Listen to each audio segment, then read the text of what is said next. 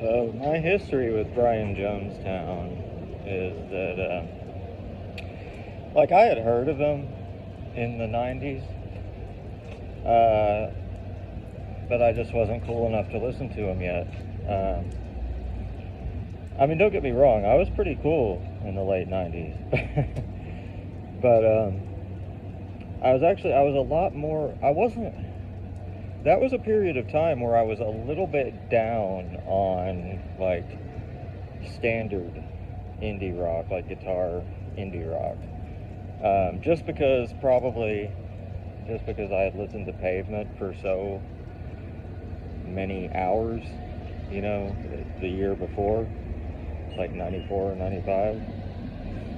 And, uh, and I just got really burnt out because, for one thing, there's nothing better than Crooked Rain, and Wowie Zowie. Like, as far as I was concerned, they had just nailed it. They had perfected it.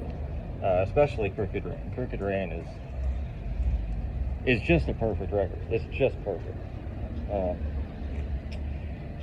Anyway, so I was just kind of I was a lot more into like post rock and stuff at the time. So I didn't really listen to him then. And then when Dig came out, now, funnily enough, I did actually like the Dandy Warhols. Their first album, I really liked Boys Better. I thought that was like the best like pop shoegaze song you could ever imagine. But so when Dig came out, I did see that, obviously, and I was immediately like, okay, yeah, I'm missing out on something. And I got the compilation they put out at the same time, the Tepid Peppermint Wonderland, which is really good. And then so I was kind of, at first I was just kind of like a little bit into them. I wasn't like a super fan yet. I don't know why. I mean, it did take me a long time to make peace with like the Beatles, like pop, like '60s pop music. I just didn't like it. I thought it was just way too simple and just not interesting. And this was kind of carried over to Brian Jonestown.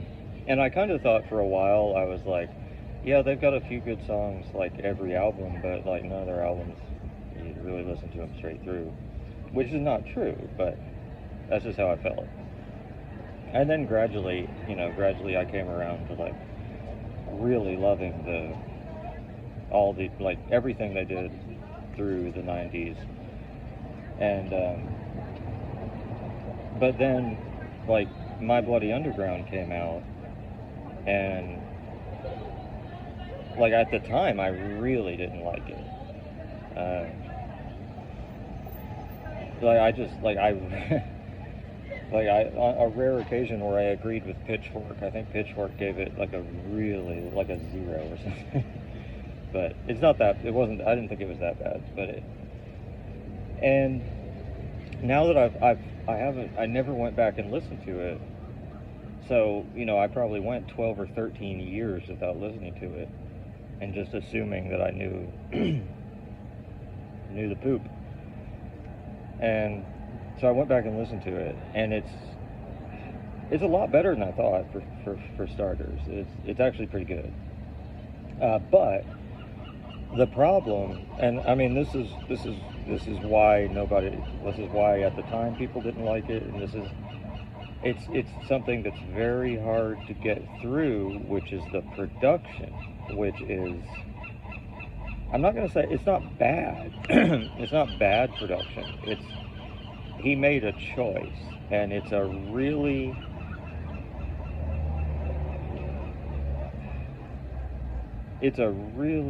dominates the record because the whole thing is so fuzzed out and it's not even that it's so distorted, it's just so fuzzed out.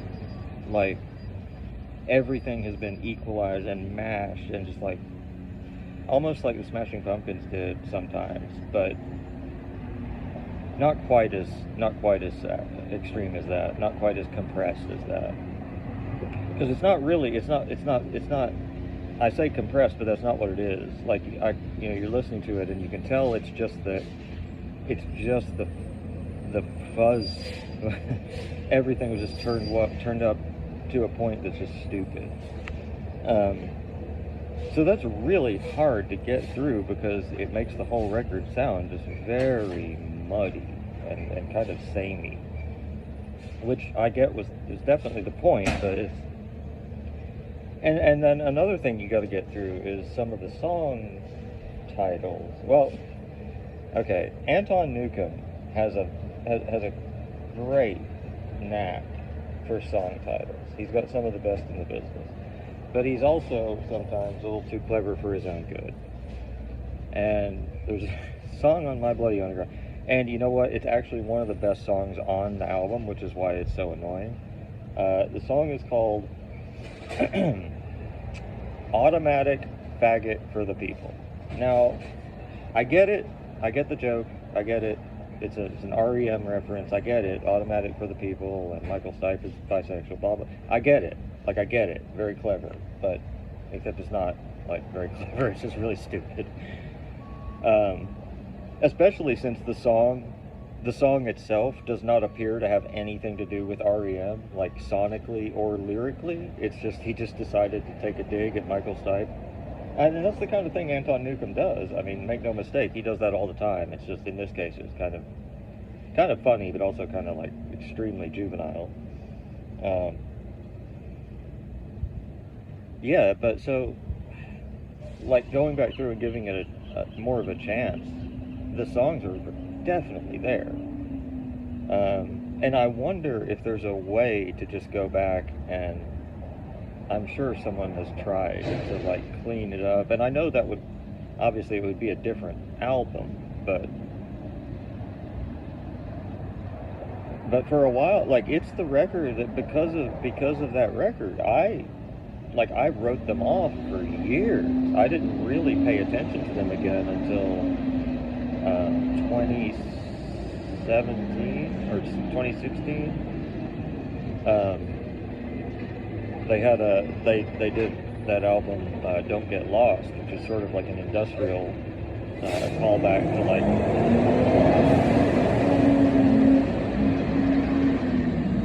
late 70s industrial, and it's really good. It's got that song Throbbing Gristle, which does not sound like Throbbing Gristle, but so yeah, like, and Brian Jonestown, now they're so good, right? Now they've gotten, like, at this point they're the best. They're actually the best they've ever been. Like, the last 2 or 3 records they put out are actually like the best records they've ever done. I mean, don't get me wrong; those late '90s ones are still perfect, but it's weird. Like, someone who's been around for so long has actually managed, and I guess it's just because he's never gotten really successful. That's what it, like, because once you get successful, you can stop trying. But he's never gotten like Brian Jonestown has never been commercially successful, and I don't know why either, because they've certainly got all the credibility in the galaxy. They've got like 30 albums at this point. It seems like they should have caught back on. I was panhandling the other day, and this kid drove by. There's a kid and he did have a Brian Jonestown shirt on. I was like, hell yeah. He didn't give me any money, but maybe he didn't have any. But I mean, I don't know. So maybe people are finding out about them.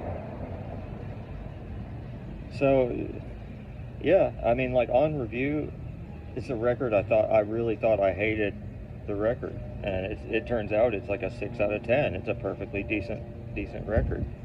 So I guess just go back, all those records that you write off, just go back and check them out sometime.